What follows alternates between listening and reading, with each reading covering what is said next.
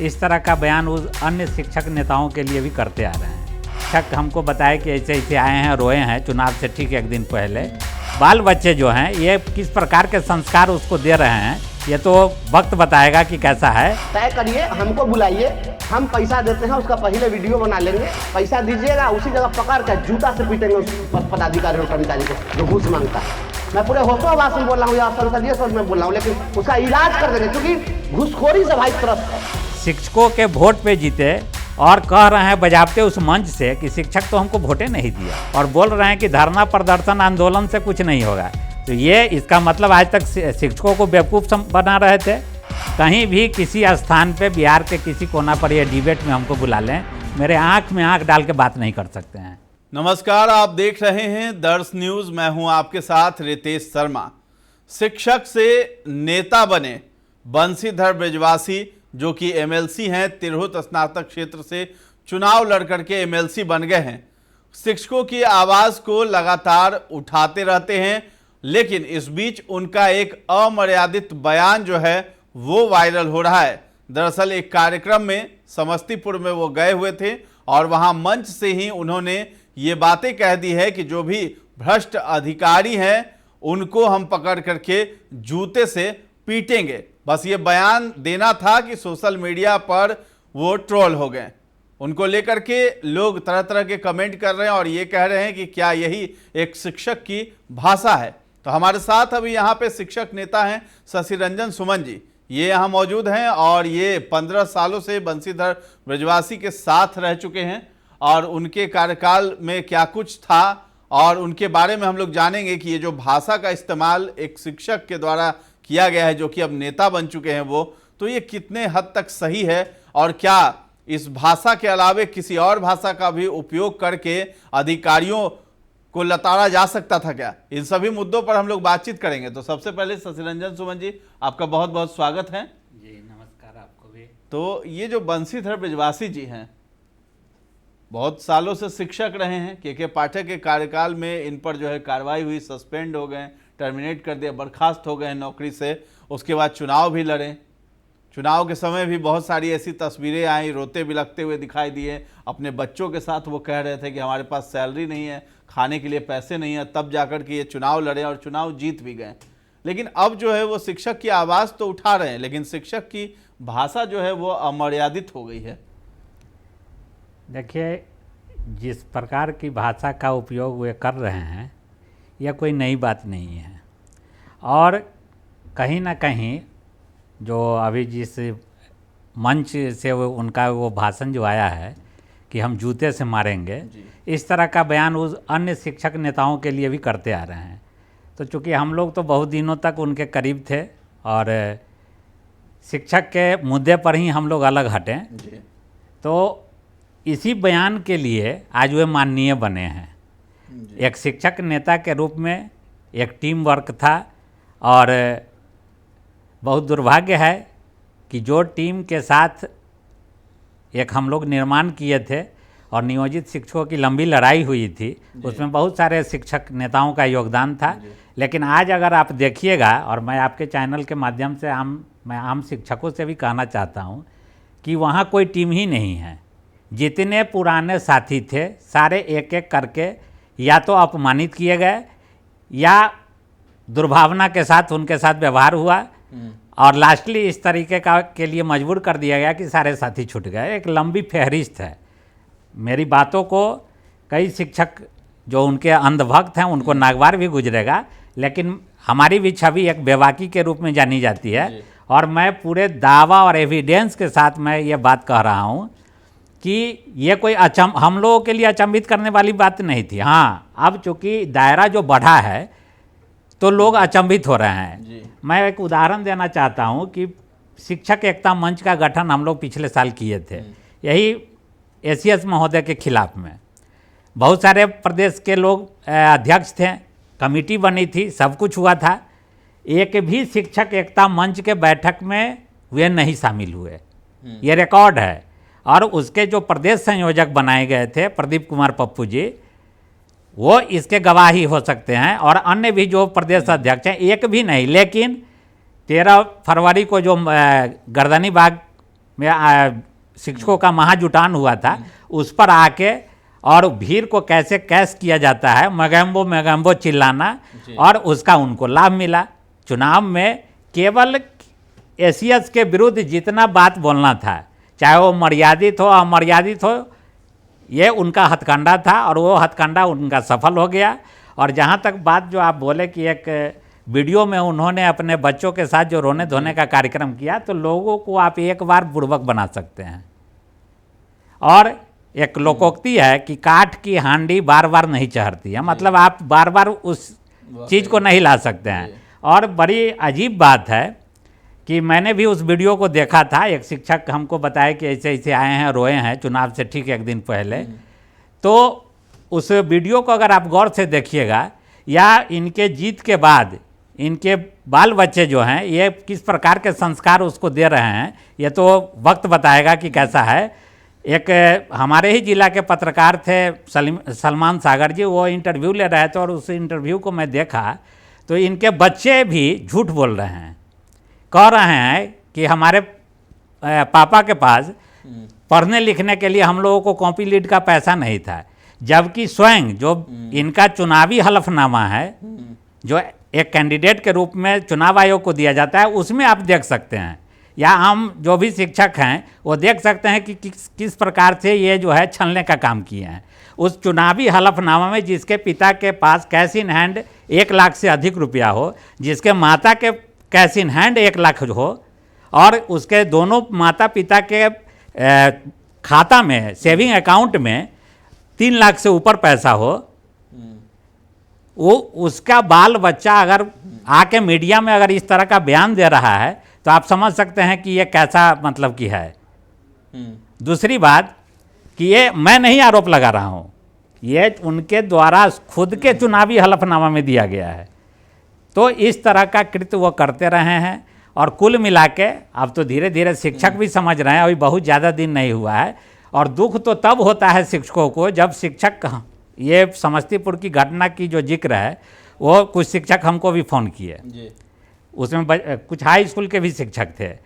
इनका एक तो वो पदाधिकारी पर जो असंसदीय भाषा का प्रयोग कर रहे हैं, तो इससे पूर्व इनके गृह जिला में ही एक शिक्षक नेता पर भी इस तरह का ये बात कहे थे। अच्छा। और उसका बहुत आलोचना हुआ था, लेकिन जब ये मिलते हैं किसी से तो वो उसी तरीक़ा से तुरंत जो है सो पाँव भी पकड़ लेते हैं। तो ये कला ये है इनमें।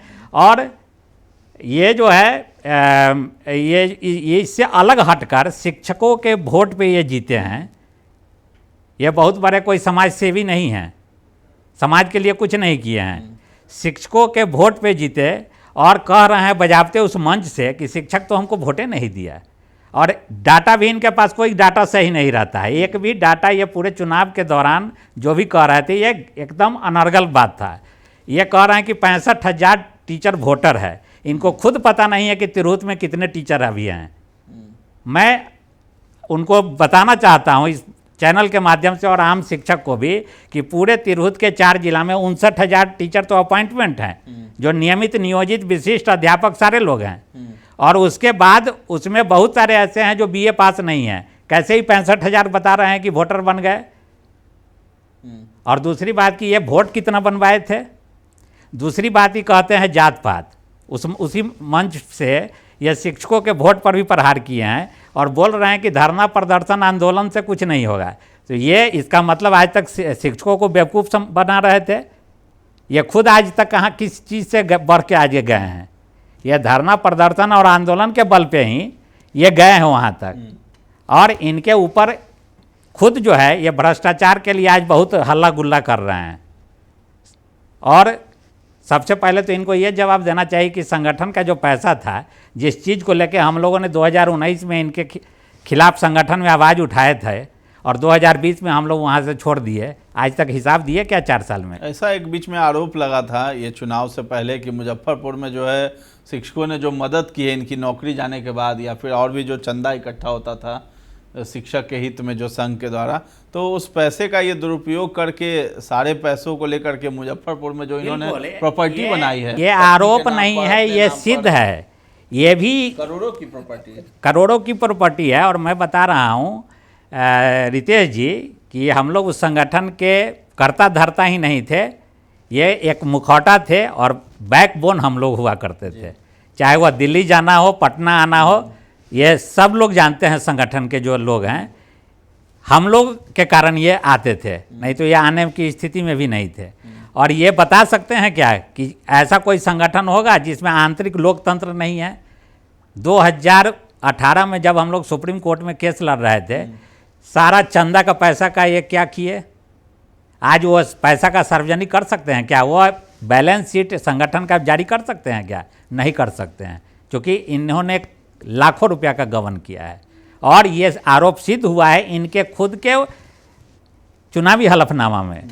इनके जो पुत्र है, पुत्र के नाम पर ये शो कर रहे हैं कि 42 लाख का 1700 स्क्वायर फीट में मुजफ्फरपुर के पौष इलाका में आप मकान खरीद रहे हैं, और पत्नी के नाम पे वो बच्चा का 42 लाख रुपया इनके द्वारा अनुमानित राशि दिया जा रहा है। एक ही प्लॉट को 3 भाग में किया गया है, और उसमें एक पार्ट अपने पत्नी के नाम से, एक पार्ट अपने बेटा के नाम से, और एक अपने संबंधी के नाम से। तो ये क्या 11 साल का बच्चा जो है वो कहाँ से 42 लाख रुपया ले आया? और इन्होंने जो अपनी पत्नी की जो दिए हैं चुनावी हलफनामा, उसमें दिए हैं कि सिलाई कटाई से जीविकोपार्जन कर रही है, और अपना जो ये इनकम टैक्स भर रहे हैं उससे ज़्यादा वाइफ भर रही है। तो आप बता सकते हैं, सारे लोग जानते हैं कि एक नियोजित शिक्षक जिसका वेतन आज के डेट में 50,000 है, तो वो तो इनकम टैक्स अगर 5 लाख के आसपास भर रहा है तो वो जायज़ है। लेकिन क्या सिलाई कटाई का कौन सा इंस्टीट्यूट और कौन सा ये सिलाई कटाई का डिजाइनिंग करके इनकी मैडम आई हुई हैं जो इनसे ज़्यादा इनकम टैक्स भर रही है? तो ये सब क्या है? जो खुद भ्रष्टाचारी हो उसके मुंह से भ्रष्टाचार की बात अशोभनीय लगती है।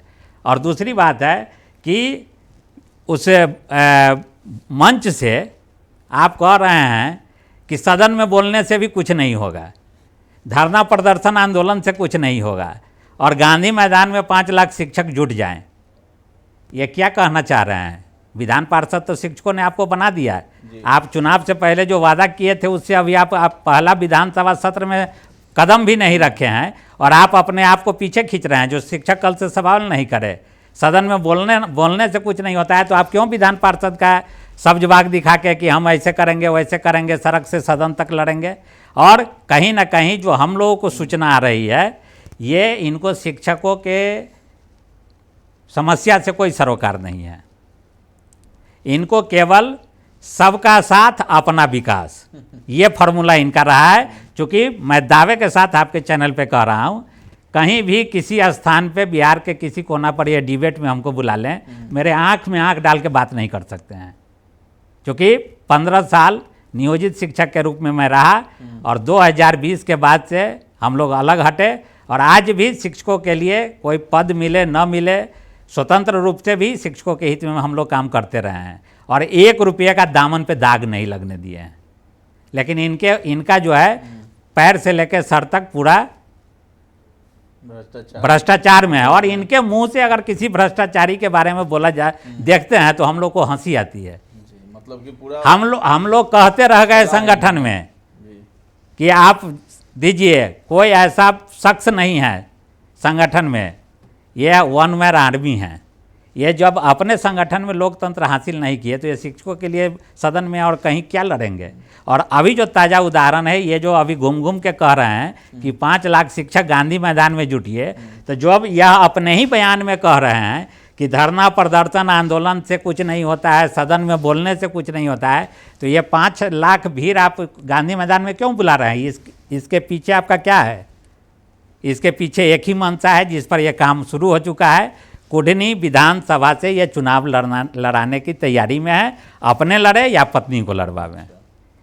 और एक और इनका वीडियो देख रहे थे कि हमारी महत्वाकांक्षा कभी विधान पार्षद की नहीं रही। ये बिहार के शिक्षकों को आंख में धूल झोंक सकते हैं, लेकिन शशि रंजन सुमन जैसे जमीनी रूप से जुड़े हुए शिक्षकों के बीच का जो प्रतिनिधि है, उसकी आंख में ये धूल नहीं झोंक सकते हैं। और मैं दावे के साथ कह रहा हूं कि 2008 में जब चुनाव हुआ था, तो इसी संगठन के इनको जो उंगली पकड़ के चलाने वाले लोग थे, प्रणय कुमार जी जो उस संगठन के प्रदेश के संयोजक थे, उनको चुनाव लड़ाया गया था। और यह कह के लड़ाया गया था कि ये इनको हम शिक्षक के पद से इस्तीफा दिला के चुनाव लड़ा रहे हैं। और इतना बड़ा झूठ जो है हम लोगों से छिपाया गया, जबकि हम लोग 2006 से ही उस संगठन के शीर्ष नेतृत्व के रूप के में काम करते रहे हैं और उनको लड़वाया गया। और उस चुनाव में भी क्या क्या हुआ मुजफ्फरपुर, सीतामढ़ी, शिवहर के सभी शिक्षक जानते हैं, यह किसी से छुपी हुई बात नहीं है। फिर 2014 में भी लड़ाया गया और उस समय लालू जी जेल में थे रांची, वहाँ जाके और आरजेडी से समर्थन दिलवाया गया। और आज भी 2020 में भी वह परदेश जी चुनाव लड़े हैं, इस बार भी वो लड़े हैं। तो जब आपकी महत्वाकांक्षा नहीं थी तो आप परदेश जी जो शिक्षक नहीं थे उनको आप शिक्षक नेता के रूप में स्थापित करके आप चुनाव लड़वाए, तो आज आपकी महत्वाकांक्षा कैसे जग गई? यह कुल मिला के भ्रम की स्थिति बना के कि के पाठक बर्खास्त किया। के पाठक के खिलाफ आपने किस मुद्दों पर बोला? समरसेबुल पे आपने किस मुद्दा पे बोला? बेंच डेस्क घोटाला पे। शिक्षक के किस मुद्दा पर आप बोले हैं? केवल मैगैम्बो कह देने से और किसी को गाली दे देने से किसी एक शिक्षक का भला नहीं हुआ है। अगर किसी शिक्षक राम रहीम किसी के लिए अगर ये बर्खास्त हुए रहते तब ये शिक्षकों के हित ऐसी माने जाते। और मैं फिर आपके चैनल के माध्यम से मैं अभी भी कह रहा हूँ कि इस तरह का अनैतिक कार्य करेंगे तो जिस तरह संगठन में रह के मैंने विरोध किया, संगठन से बाहर भी आज हूँ और किसी संगठन के प्रदेश अध्यक्ष के रूप में भी हूँ, लेकिन मैं इनके कुकृत्यों को, अनैतिक कार्यों का विरोध करता रहूँगा। अब तो ये माननीय बन गए हैं लेकिन अभी भी अपनी गरिमा का ख्याल नहीं कर रहे हैं। जिस रास्ते से ही गए हैं जिस पद पे, उस पद पे अब शिक्षकों को दिग्भ्रमित कर रहे हैं अपने फायदे के लिए। और एक और भी बात है कि एक भी इनके साथ रहने वाले लोग, ऐसा कोई सगा नहीं जिनको इन्होंने ठगा नहीं। और ये आप पूरे बिहार के शिक्षकों का भीड़ जुटा के किसी भी पार्टी से, मैं ये नहीं कर रहा हूँ सत्ता पक्ष विपक्ष, किसी भी पार्टी से जाके ये उसको कैश करेंगे। और मुझे तो नहीं लगता है कि शिक्षक यहाँ आने वाले हैं, क्योंकि इनके कुकृत्यों को लोग देख चुका है। और जो भी लोग अंध भक्ति में जाके वोट कर दिए इनके रोने पर, वो भी पोल खुल रहा है जी।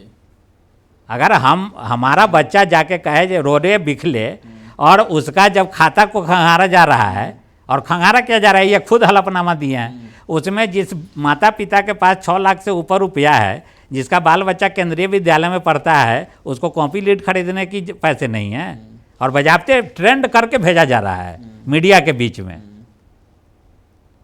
इससे बड़ा दुर्भाग्य क्या हो सकता है?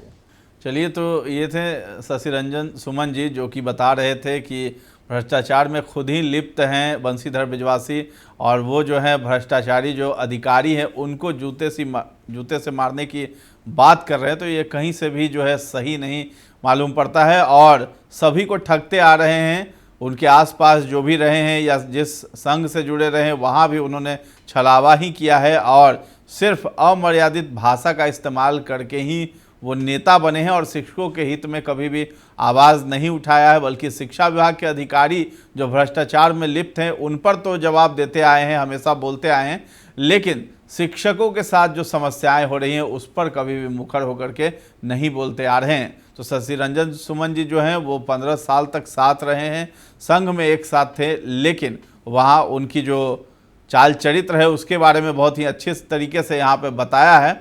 तो फिलहाल इस कार्यक्रम को यहीं पे विराम देते हैं। कैसा लगा है आपको ये प्रोग्राम, हमें कमेंट सेक्शन में जा कर के ज़रूर बताएं और हमारे चैनल को अब तक आपने सब्सक्राइब नहीं किया है तो ज़रूर कर लें। धन्यवाद।